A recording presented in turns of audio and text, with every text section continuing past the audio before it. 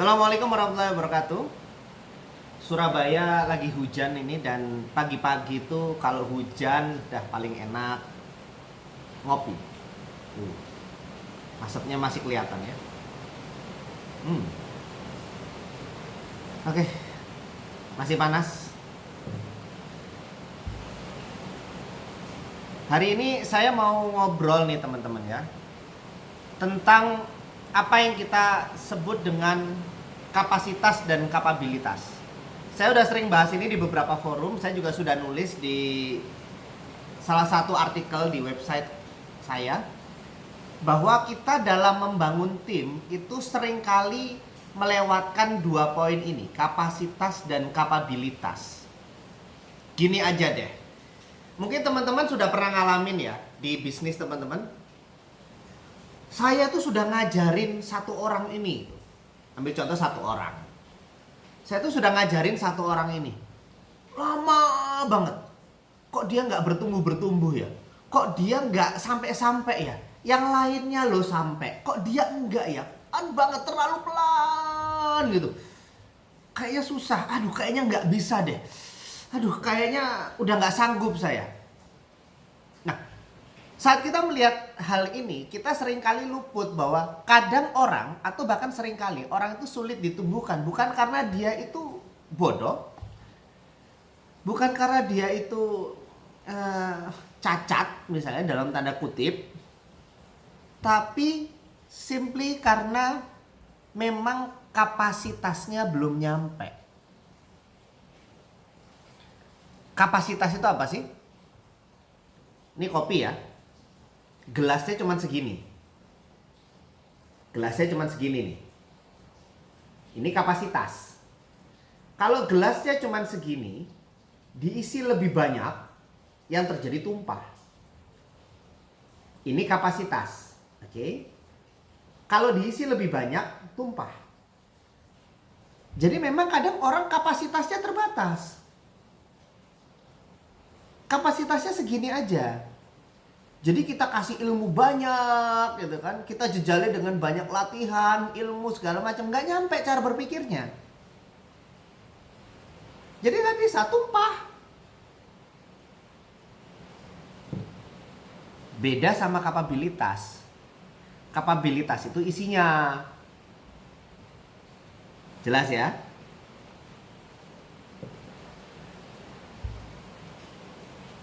Jadi orang beda-beda dong kapasitasnya. Iya.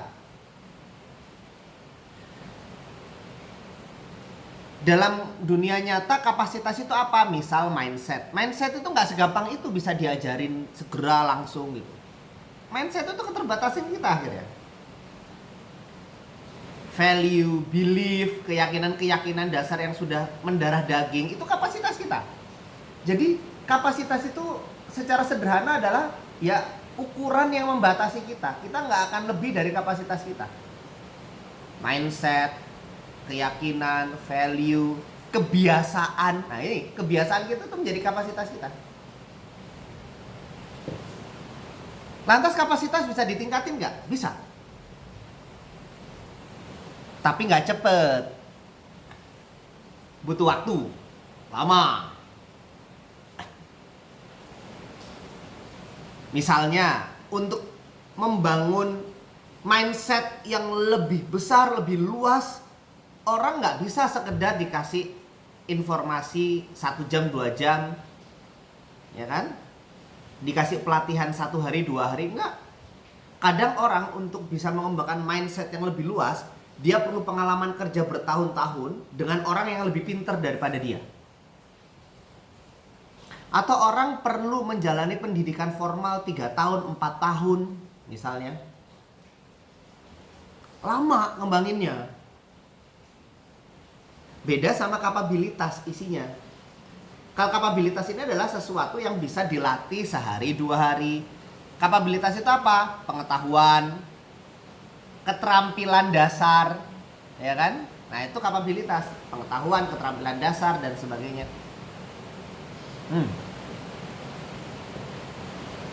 Makanya kalau kita bicara mengembangkan kapabilitas seseorang, itu bisa dikasih pelatihan 2 hari, 3 hari, selesai, ya kan? Tapi kalau kapasitas enggak. Butuh waktu, butuh kesabaran, butuh upaya lebih.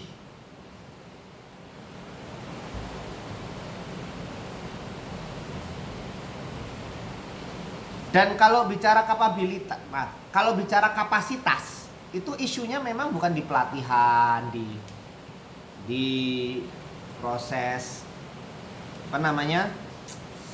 pemberian pengetahuan, pelatihan keterampilan singkat, enggak.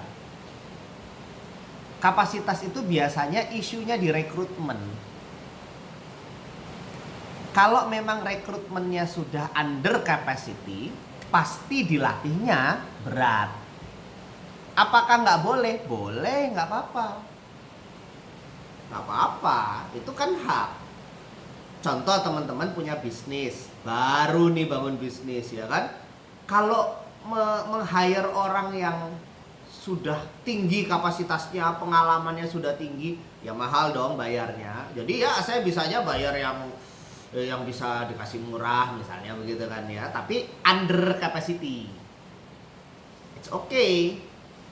Tapi kalau teman-teman sudah meng-hire atau membangun atau merekrut atau mengumpulkan tim yang masih under capacity, maka sudah selayaknya kita bersabar dalam membina dan mengembangkannya. Butuh effort lebih, butuh upaya lebih, butuh kesabaran lebih ekstra untuk nanti dia bisa naik kapasitasnya, gelasnya membesar. Butuh waktu soalnya. Bahkan mungkin teman-teman perlu kasih dia pendidikan yang banyak berkali-kali. Yes, karena PR-nya adalah mengembangkan capacity atau kapasitas. Jadi jangan sampai teman-teman sudah meng-hire atau mengumpulkan orang-orang yang under capacity, terus merasa diajarin sebentar mestinya bisa. Kok nggak bisa sih? Lu bodoh ya? Nah, nggak pas. Tapi kalau misalnya teman-teman merasa sudah punya cukup sumber daya, ya sejak awal lihat kapasitinya, kapasitasnya. Inilah kenapa ya teman-teman saya sampaikan rahasianya. Kenapa kok perusahaan-perusahaan itu banyak meng-hire orang berdasarkan latar belakang pendidikan biasanya. Which is hari ini ada beberapa perusahaan yang sudah tidak memperhatikan itu. Itu nanti urusan lain yang kita bisa bicarakan di video lain. Tapi selama ini banyak perusahaan atau organisasi besar meng-hire orang berdasarkan latar belakang pendidikan, bukan berdasarkan keterampilan kerja. Bukan berdasarkan dia mampu secara teknis melakukan pekerjaannya atau tidak, tapi dia S1 apa enggak misalnya. Karena ya selama ini organisasi perusahaan besar ya menganggap orang-orang dengan latar belakang pendidikan tertentu ya sesuai dengan kapasitas, bukan kapabilitas, kapasitas dasar yang dibutuhkan. Mindsetnya, cara berpikirnya segala macam sesuai. Kalau hanya soal keterampilan kerja, itu kapabilitas, itu bisa dilatih. Dan biasanya perusahaan sudah punya sistem pelatihan untuk mengembangkan kapabilitas itu. Tapi kalau sudah punya sistem pelatihan untuk mengembangkan kapabilitas, tapi kapasitasnya nggak siap, ya tetap susah. Itu loh. Makanya ada syarat minimal S1, minimal apa segala macam gitu. Yang itu tidak ada secara langsung berhubungan dengan pekerjaan teknis ya. Bahkan kadang-kadang nggak apa-apa lah pekerjaannya marketing tapi S1-nya teknik, nggak apa-apa gitu. Yang penting Anda S1. Ya karena itu. Pendidikan formal itu membangun kapasitas. Kapasitas berpikir salah satunya. Begitu. Tapi balik lagi, tidak wajib untuk meng-hire atau mengumpulkan atau mengambil orang-orang yang under capacity. Asal kudu lebih sabar membinanya. Nggak usah buru-buru. Ya sadari saja bahwa mungkin kerjanya banyak salahnya. Ya diizinkan saja, dikasih ruang salah. Lama-lama dia akan membangun kapasitasnya dengan lebih baik. Dan dia akan jadi orang-orang yang lebih baik. Insya Allah. Karena semua orang bisa berubah. Semua orang bisa bertumbuh.